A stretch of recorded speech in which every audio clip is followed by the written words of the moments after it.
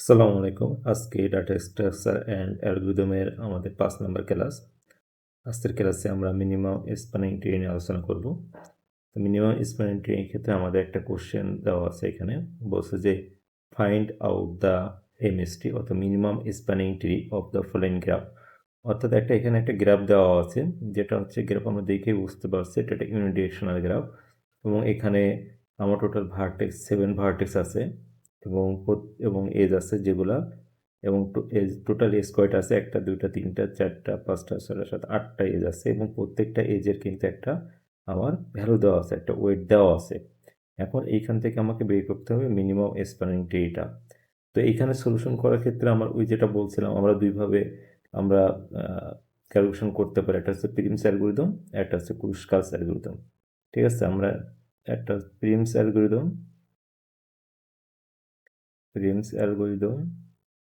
আর একটা ছিল আমাদের ক্রুশকালস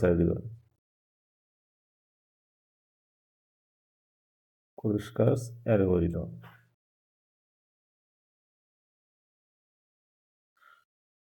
এই দুইটা অ্যালগরিদমের সাহায্যে আমরা কি করতে পারি? এই দুইটা অ্যালগরিদমের সাহায্যে কিন্তু আমরা গ্রাফ যেটা দেওয়া থাকবে সেখান থেকে কিন্তু মিনিমাম স্প্যানিং ট্রিটা আমরা বের করতে পারি। তো আমরা এখান থেকে যেটা আমরা 2 নম্বরটা দেখব, ক্রুশকালস অ্যালগরিদমের সাহায্যে আমরা বের করব। তো এই ক্রুশকালস অ্যালগরিদমের ক্ষেত্রে আমার যে স্টেপসগুলো ছিল, এক নম্বর হচ্ছে remove all the parallel edge and loop. যেহেতু এই গ্রাফে আমার কোনো কি নাই, প্যারালাল এবং লুপ নাই, তার মানে কি 1 নম্বরের স্টেপসটা আমার কাজ করা লাগতেছে না। 2 নম্বর কি বলছে? Arrange all the edge in their increasing order of weight. আমাকে এখন তাহলে কি করতে হবে? আমাকে ইনক্রিজিং অর্ডার অনুযায়ী আমার যে ওয়েটগুলো দেওয়া আছে অর্থাৎ ভ্যালু যেগুলো দেওয়া আছে সেগুলো আমাকে সাজাতে হবে। তাহলে আমি যদি সাজাই তাহলে এখানে দেখাই আমি কি কি দেওয়া আছে, আমরা একটু দেখি। এখানে আমার দেওয়া আছে সব থেকে কম ভ্যালু দেওয়া আছে 6 থেকে 1, যে ভ্যালুটা সেটা দেওয়া আছে 6 থেকে 1, এটার ভ্যালু দেওয়া আছে আমার 10। তারপর দেওয়া আছে 3 to 4 যেটা ভ্যালু দেওয়া আছে 12। আমার তারপর 2 থেকে 7 দেওয়া আছে, যেটা ভ্যালু দেওয়া আছে কত? 2 থেকে 7 যেটা ভ্যালু দেওয়া আছে 14।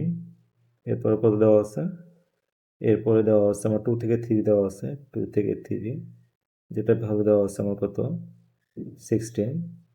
এরপর আমার 7 থেকে 4 দেওয়া আছে, 7 4 যে এজটা দেওয়া আছে সেটার ভ্যালু দেওয়া আছে আমার 18। 4 to 5 4 to 5 এজ যেটার ভ্যালু দেওয়া আছে আমার কত? 22। 22 এর পর কত আছে? 24 আছে। 24 কোন এজের ভ্যালু? 5 to 7 5 to 7 যেটার ভ্যালু আমার কত দেওয়া আছে? 24 24 দেওয়া আছে। 5 to 6 দেওয়া আছে, 5 to 6 যেটা ভ্যালু কত? 25। ঠিক আছে, আরেকটা দেওয়া আছে কত? 28 দেওয়া আছে সর্বশেষ, সেটা হচ্ছে 1 থেকে 2 দেওয়া আছে 28। ঠিক আছে, এটা দেওয়া আছে। এখন আমার কাজ থাকবে, তাহলে আমার যেহেতু কি কাজ থাকবে? আমার যে সব থেকে যে লোয়েস্ট যে এজের ভ্যালুটা যেটা আছে, লোয়েস্ট যে ওয়েটটা দেওয়া আছে সেটা নিব। তাহলে এখানে কত নিব আমি? 6 থেকে আমি 1 নিব আমি। ঠিক আছে, 6 থেকে আমি 1 নিয়ে কাজ করব। তাহলে 6 থেকে 1 যে এজটা দেওয়া আছে সেটাকে নিব। ঠিক আছে, তাহলে আমি এখানে 6 থেকে আমি 1 নিলাম। এই যে 6 আর কোনটা নিলাম? 1। এই যে দুটো ভার্টেক্স নিলাম এবং প্রত্যেকটা ভার্টেক্স, এই যে ভার্টেক্সের ভ্যালু দেওয়া আছে কত আমার? 10। ঠিক আছে, তাহলে কিন্তু আমার এই এজের কাজ কিন্তু আমার শেষ। ঠিক আছে, এই এজের কাজ আমার শেষ। এরপর কত আছে? 3 to 4। 3 to 4 এর ভ্যালু কত? 12। আমার 3 to 4, এই যে 3 to 4 12, আমি এটা নিয়ে নিই। এখানে 3 নিলাম, এখানে আমি 4 নিলাম। 3 to 4 এর ভ্যালু আমার দেওয়া আছে কত? 12। ওকে, এটা হলো 2 থেকে 7 আছে আমার। 2 থেকে 7 এর ভ্যালু কত দেওয়া আছে? 2 থেকে 7 এর ভ্যালু দেওয়া আছে আমার 14। তাহলে এখানে আমি নিলাম 2, এখানে 2 নিলাম ভার্টেক্স, এখানে আমি 7 নিলাম আমার ভার্টেক্স। তাহলে এটার ভ্যালু দেওয়া আছে কত আমার? এটার ভ্যালু দেওয়া আছে 14। ঠিক আছে, এরপর 2 থেকে 6, 2 3 যে এসটা আছে 2 3 এস, আমার 2 3 এস কত? এইখানে এই যে 2 3 এস আমি নিয়ে নিলাম। তাহলে এখানে কিন্তু আমার 7 এস 2 থেকে 7 2 7 এজ আমার কাজ শেষ এবং 2 থেকে 3 আসলাম। 2 থেকে 3 যে এজ এর ভ্যালু দেওয়া আছে কত? 16। এজ আমি 16 লিখলাম। আচ্ছা, এবার 7 থেকে 4, 7 4 এজটা আমি দেখি। আমার 7 4 এজ আছে কত, এই যে 7 4 এজ আছে।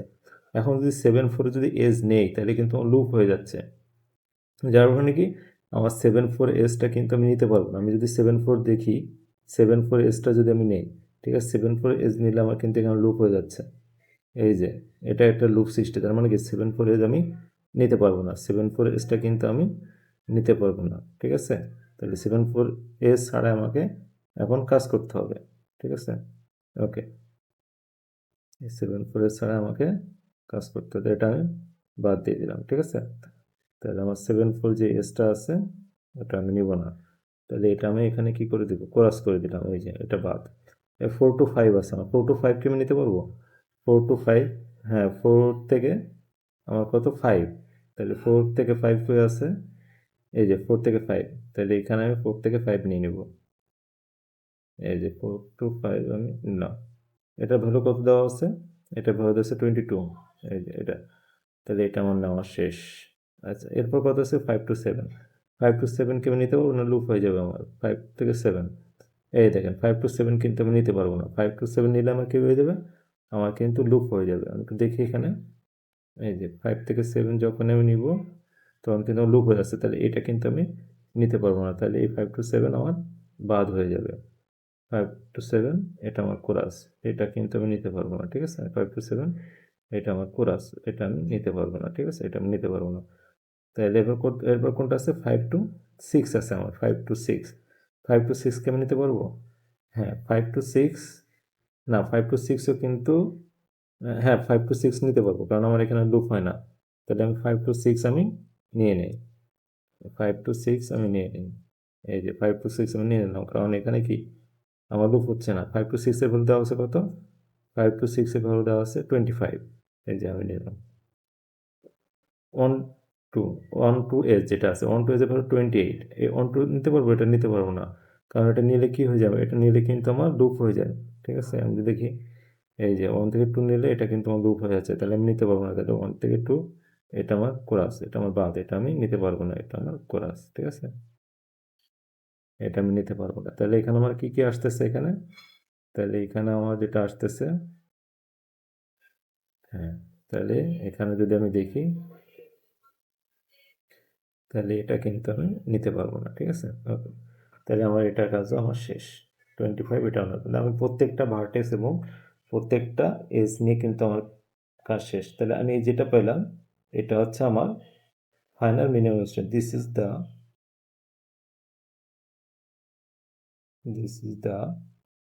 ফাইনাল মিনিমাম স্প্যানিং ট্রি, ঠিক আছে। যদি এখানে কস্ট হিসাব করি তাহলে কত আসে আমি একটু দেখি, 10 25 22 plus 12 plus 16 plus 14, এই কোডটা আমার এখানে কত আসবে, 35, 35, আর এখানে হচ্ছে 57 57 57 67 69 69 69, এখানে 65 75 85 89, ঠিক আছে। আমাদের এখানে টোটাল 89 ইউনিট, ঠিক আছে, টোটাল প্রসেসে 80 ইউনিট আমার, ঠিক আছে। তাহলে এটাই ছিল আমার কোশ্চেন যেটা ছিল যে মিনিমাম এক্সপোনেন্ট ট্রিটা আমাকে বের করতে বলছিল, সেটা আমরা ক্রুস্কাল অ্যালগরিদমের সাহায্যে আমার মিনিমাম এক্সপোনেন্ট ট্রিটা আমি বের করে ফেললাম। আজকের ক্লাস এই পর্যন্তই, সবাইকে অসংখ্য ধন্যবাদ, আসসালামু আলাইকুম।